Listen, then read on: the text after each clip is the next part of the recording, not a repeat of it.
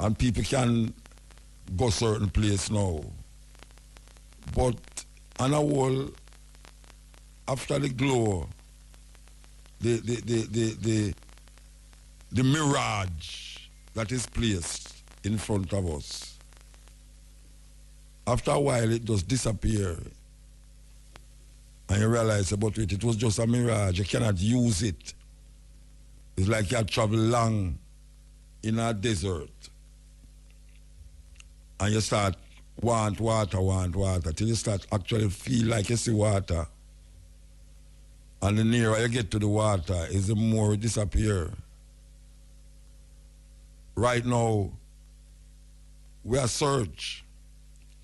And we can no longer search in the traditional way of searching. We have to search outside of the tradition.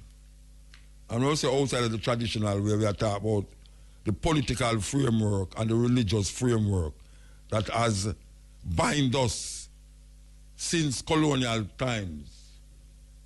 Those binding is what don't allow us to reach to that potential of ourselves, even though them claim say that is what them are do. But physical manifestation don't mean a spiritual awakening. Listen up, Top Draw Dollars, pick 2, pick 3, pick. We want to play this to the people, them, you know. We want to play this to the people, them. It's a very short clip, but we want to hear it because it's very important. We are going. All right, so here we go. I agree with you, but you certainly make your case for the legitimacy of what you're doing very well. Let's take a look at some of the things which Lewis Wolf had to say, and we'll let you comment ever so often on this, okay? What, in the years that you've been publishing it, do you think are some of the most significant revelations? Are there some stories that even shocked you? Well, I think one of the big stories that we were able to document in some detail was the whole scope of CIA activities, similar to what the CIA did in Chile, and which was documented by the Senate Select Committee, was the whole covert action program in Jamaica in between 1976 and 1980. And we did a great deal of research into that, and we discovered in many ways a very similar program, almost a classic model that was followed along the lines of what they did in Chile, including 3 major categories: military, paramilitary activity, the use of propaganda in the media, and the third one, which was economic warfare, using the multilateral organizations, the International Monetary Fund and others, to withhold loans which had been promised to the Jamaican government. This is one example. What are a couple more of the details of that? You mentioned those first 2 examples of actual paramilitary activity the CIA was involved in Jamaica. There was a fire, for example, that took place in Jamaica of an old people's home.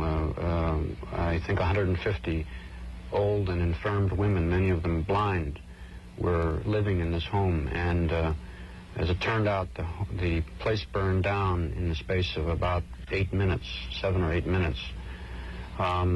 It was discovered that the phone wires had been cut and that their exits had all been blocked. Even those who could see their way out could not get out. That the means by which the fire was set was the use of a petroleum jelly, which was unavailable in Jamaica.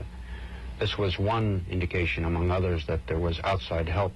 Why would the CIA, you might ask, why would the CIA want to murder 150 old women? It was because it was an effort, part of a very large-scale effort, to discredit the government in Jamaica, which was at the time headed by Michael Manley, the Prime Minister. There were images produced of Michael Manley in the media, in the Daily Gleaner, which was the newspaper which the United States, through the CIA, helped to support. And there is a good deal of evidence of that. There were images of Michael Manley showing a death mask. I mean, it was his face which had been somehow made to look like a death mask, although it was pretending to be a photograph of him. And there were many ways to try and discredit him. This is very, very similar, in fact, to what the CIA did to try and discredit Salvador Allende in Chile. If you remember, Richard Nixon instructed the CIA in a meeting which was in 1970 in the White House, and there was a document in the Senate report which is reprinted, and he said, "Make the economy scream." Those were his words. And that's, of course, what the CIA proceeded to do in Chile, and that's what they also did in Jamaica. They also furnished a lot of munitions and assistance to the terrorist squads that were going around killing people in the cities and also in the countryside in Jamaica as well. That's correct. Well, John, you had a trip down to Jamaica, and you saw a lot of these things about Jamaica with your own eyes, right? Yes, indeed. A very moving, a very interesting trip to me to see a target country at a time in the height of a CIA operation when I was completely outside. So there's no way that I could see the problem that journalists have always had when the U.S. government was targeting on a country in a situation, trying to destabilize it, overthrow or manipulate the elections or whatever, of trying to figure out what's going on when you don't have access to all of the flow of cables and the discussions in National Security Council meetings and whatnot for the planning. I observed that from published information, the CIA station there was quite large for that size of a country. It was huge, in fact. It was bigger than any station I knew of in Africa, although Jamaica was a fairly small island with 2 million people. That's typical of when the CIA has got a big operation going in a place. They beef up the station and beef up the offices back stateside. The tone and flow of articles in the Gleaner was, of course, as Lou says, definitely a chapter out of Chile or a chapter out of the Angolan operation. Every indication of a massive CIA operation going to destabilize the government, to make the economy scream. And in that case, I would say that probably someone got promoted for that one, probably several people. Because Manley was run out of office. Because it worked. By a legitimate...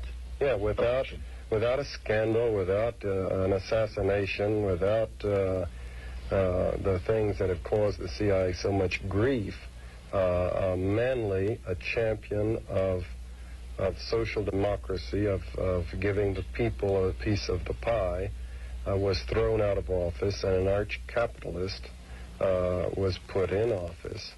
And again, there was minimal adverse publicity.